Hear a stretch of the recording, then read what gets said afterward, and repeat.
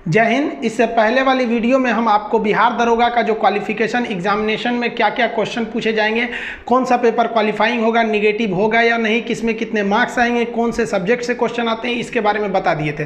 अब हम थोड़ा फिजिकल एलिजिबिलिटीज़ की चर्चा कर लेते हैं। जो हाइट रखा गया है वो लड़कों के लिए 1.65 है, लेकिन जो कैटेगरी वाली जाती है, जो SC ST रिजर्वेशन कैटेगरी के हैं, उनके लिए 1.60 हाइट क्यों रखा गया है। और लड़कियों के लिए इस बार सबसे बड़ी खुशखबरी क्या है कि लड़कियों की हाइट 1.55 रखी गई है, जो पिछली बार ज़्यादा रख दी गई थी।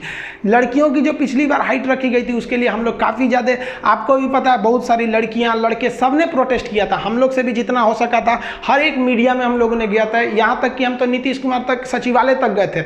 आप लोग को पता होगा वहाँ इतना उटपटा मतलब जवाब आया वहाँ से हमको, मतलब कहें कि क्या खान साहब आप बोलिए तो लड़कियों की हाइट 3 फीट कर देते हैं। मतलब इतना मजाकिया अंदाज में किए ना जिसका कोई हद नहीं। इस बार जब पटना आते हैं ना तो उनसे जाके मिलते हैं कि अच्छा बताइए पिछली वैकेंसिया में हम आए थे आपके पास चल के तो आप कह रहे थे बोलिए 3 फीट कर दे, इस बार क्या कर दिए जब प्रेशर पड़ा तब। और दूसरा देखिए, जब भी हाइट जो होता है, अभी तो खैर कोई समस्या नहीं है, अब तो हाइट लड़कियों के लिए भी कम हो गया, लड़कों के लिए भी ठीक ठाक। अब इससे नीचे हाइट रखना भी ठीक नहीं है क्योंकि डिफेंस की ये जॉब है। अब जब लड़कों की हाइट नापी जाती है ना तो सबसे बड़ा गलती क्या करता है लड़का या लड़की, ऐसे गर्दन उठा देता है, इससे हाइट उसकी 1 सेंटीमीटर घट जाती है। यहाँ स्केल रखा जाता है, आप इमेज में देखिए, स्केल को यहाँ रखा जाएगा तो आपको नीचे रखना है। अब ज़्यादा नीचे करेंगे ना तो वो भी जानता है ऐसे कि पहुँचा फकीर है, उठा देगा, उठाओ इसे। तो ऐसा करना है कि नज़र मिला रहे, हल्का सा इसे नीचे रखना है। जो नापने वाला है उसको देखिए, अगर ज़्यादा मतलब नज़र नहीं रखा तो नीचे कर दीजिए। जितना इसको नीचे करेंगे आपका ये वाला हिस्सा ऊपर आता है, इससे कि आपकी हाइट अच्छी हो जाती है। अगर ऐसे कर देंगे तो आपका तो जो भी है घट जाएगा वहाँ पर। और उसके बाद क्या करना चाहिए, हाथ पैर को एकदम सीधा रख के कमर की हड्डी को पूरा ऊपर खींचना चाहिए, गर्दन को पूरा। या कमर क्या होता है, आदमी थोड़ा सा लूज छोड़ देता है, कमर खींचेंगे तो थोड़ा बहुत चेंजिंग आता है। और तो टोटल बॉडी का जो वेट होता है उसको उंगलियों पे छोड़ देना चाहिए। एड़ी उठाना नहीं है, लेकिन टोटल बॉडी का 100% वेट आगे के पंजे पर, पैर का जो पंजा है वहां छोड़ देना है। बस एड़ी नाम के लिए सटा रहा है, इससे कि आपकी 1 से 1.5 सेंटीमीटर हाइट ऐसे ही बढ़ जाती है। हम लोग भी जब NCC करते थे तो उस समय हाइट हम लोग का पता शायद उतना नहीं था जो उस समय एलिजिबिलिटीज मांगी जाती थी, तो हम लोग ऐसे ही किए, तो बॉर्डर लाइन पे थे, हमारा भी उसमें हो गया था। तो इस चीज़ को ध्यान रखिएगा। तो हम लोग जो बिहार दरोगा में पिछली साल लड़कियों की हाइट के लिए आवाज़ उठाए थे, इस बार एक और नौटंकी किया है बिहार के इस दरोगा की बहाली में। देखिए क्या चीज़ है वो। नियम के हिसाब से इस बार जो फॉर्म भरेंगे बिहार दरोगा का, उन्हें स्नातक यानी ग्रेजुएशन जो है पास होना चाहिए, उत्तीर्ण लिखा हुआ है। आप जाके नोटिफिकेशन में पढ़िएगा, एकदम स्पष्ट लिखा है उत्तीर्ण हो जाने चाहिए। किस डेट को, 1/8/2020 यानी 1 अगस्त में मतलब पास हो जाना चाहिए।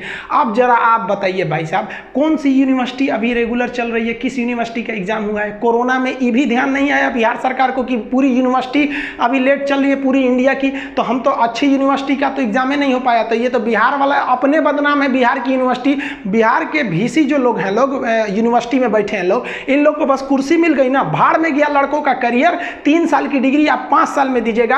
आप इंडिया में कहीं जितने समय में MBBS बन जाइएगा ना, उतने समय में बिहार की यूनिवर्सिटी आपको BA का सर्टिफिकेट देगी। मतलब बच्चों का भविष्य किसी काम का नहीं है, हमें कुर्सी मिल गई है ना। तो इस बार भी नीतीश कुमार सरकार को ये सोचना चाहिए कि ये कहां से रख दिए हैं। एक तो बिहार की यूनिवर्सिटी अपने चौपट, और उस पे से कोरोना लेके चला गया है। अच्छी यूनिवर्सिटियां जो टाइम से थी वो भी लेट हो गई। तो ये क्या मतलब बना, मतलब चुनावी बहाली है तो हमें एकदम 100% बैठा के देना है कि जो लड़का ग्रेजुएशन अपीयरिंग में है उसका वोटर कार्ड नहीं बना होगा, तो एक ऐसा वैकेंसी लाते हैं कि वही लड़का भर सके जिसका वोटर कार्ड है, आ जाके वोट मांग सके। अजब हाल है भाई साहब। कोई जरूरी थोड़ी है कि जो ग्रेजुएशन में उसका 18 साल नहीं है। अरे चुनावी बहाली है ये हमको भी पता है, लेकिन हाँ भाई थोड़ा तो इंसानियत रखना चाहिए, इसमें आवाज़ उठाना चाहिए। हम इसको आज तक में, न्यूज़ तक में, बिहार तक में, जितने चैनल में हम काम कर रहे हैं उसमें तो हम पूरा आवाज़ उठाएंगे। आप जहाँ तक हैं आप कमेंट करके बताइए कि इसको हाई लेवल पे उठाना चाहिए कि नहीं। हमारा अपना व्यक्तिगत मानना है कि इसमें बिहार सरकार को दोबारा सोचना चाहिए, और जो लड़के अपीयरिंग है यानी जो फाइनल ईयर में है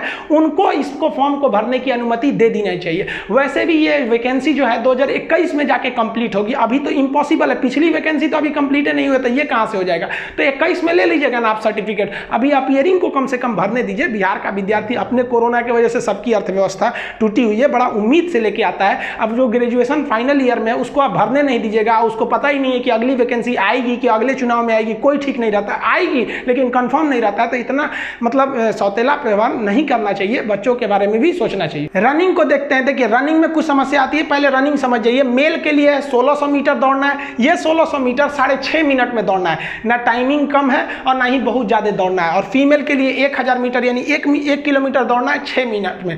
तो ये दोनों के लिए रनिंग बहुत ज़्यादा टफ नहीं है।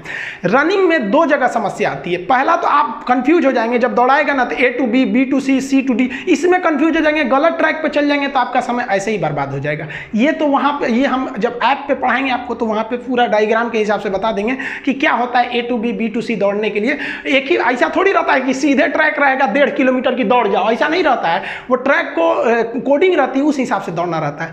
और ज़्यादातर लड़के दौड़ में छंटते क्यों हैं? आप देखे होंगे 6-6 महीने से दौड़ने वाले लड़के छंट जाते हैं और 15 दिन दौड़ के निकल जाते हैं। एक लड़की पढ़ती थी, साधना नाम था, अभी वो मुझे कौन सा सीमांचल मधेपुरा साइड में अभी वो सब इंस्पेक्टर के पोस्ट पे है। वो शादीशुदा थी, एज भी उसका लगभग 28-29 था। वो हमसे कही थी सर रिटर्न तो निकालनी है पीटी मेंस, हम दौड़िए नहीं पाएंगे वहाँ पे, क्योंकि उसको दौड़ने का प्रैक्टिस भी नहीं था। तो देखिए दौड़ने में वो, हालांकि अभी वो पास हो गई, अब जो उसके साथ दौड़ने वाली थी सब, वो सब में से बहुत सी सेलेक्ट हुई है, कई तो फेल भी हो गए। देखिए कैसे दौड़ में पास हो जाता है। देखिए दौड़ में केवल 3 समस्याएं आती हैं। सबसे पहला कि आपकी स्टेमिना खत्म हो जाती है, दौड़ने की शक्ति ही नहीं बचेगी तो छट जाएंगे आप।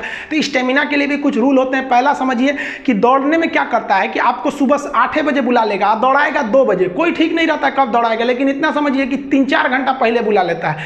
तो होता क्या है कि लड़का तो सुबह सुबह नाश्ता भी नहीं किया रहता है और उसको दौड़ाएगा 2 बजे एकदम भयानक धूप में, मई जून में लेगा तो अभी सोच लीजिए, तो जो बेचारा अच्छा खासा आदमी रहेगा भूखे 2 बजे उसको टटा देगा वैसे। तो उसके भी कुछ तरीका आते हैं, हम यूट्यूब पे खुल के नहीं बोल सकते, कुछ रिस्ट्रिक्शंस है।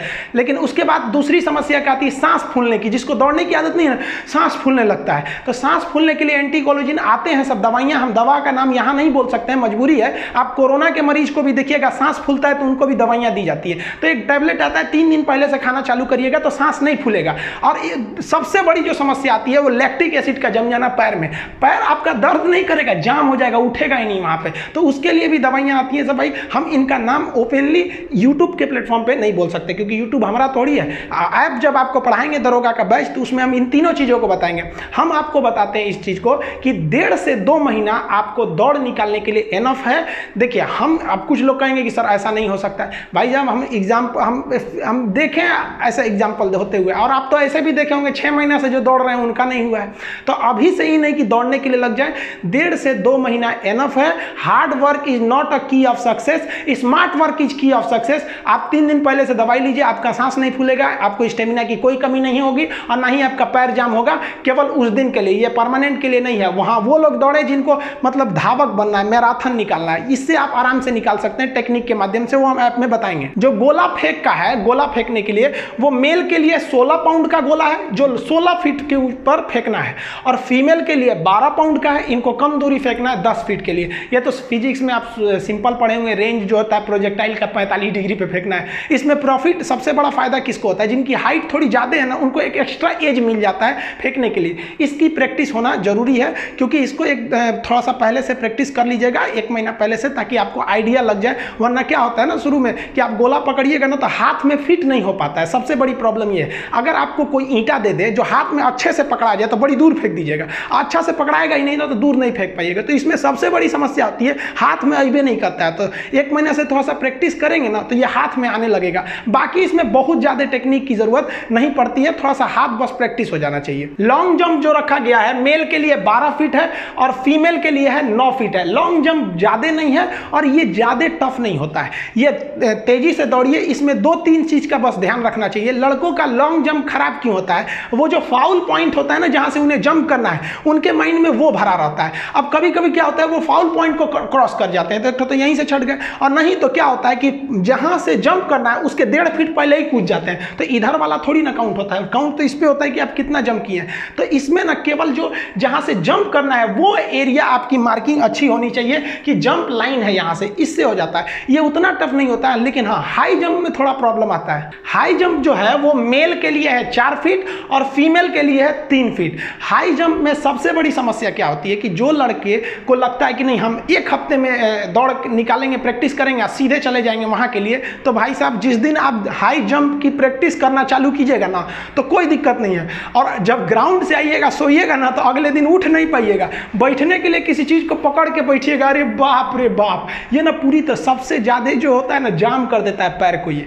तो इसको तो इतना ध्यान दीजिएगा कि जिस दिन से आप इसकी प्रैक्टिस करना चालू करिएगा उसके 1 हफ्ते तक ये आपको कुछ करने नहीं देगा, उसके बाद ये ईजी हो जाता है। हाँ, जो इसके लिए होता है बेली जंप, ये जरूरी होता है। आप सामने से मत जाइएगा, क्रॉस कूदिएगा तो आप आराम से कर सकते हैं। अब कुछ लड़के क्या होते हैं, सामने से कूदते हैं। एक्चुअली सामने से कूदना ईजी है, लेकिन ज़्यादा नहीं कूद पाएंगे। और बेली जंप जो होता है साइड में, थोड़ा सा उसमें एक हफ्ता प्रैक्टिस में वक्त लगता है, लेकिन एक वक्त है जो सही तरीका है, वहाँ से आप आराम से इसको जंप कर सकते हैं।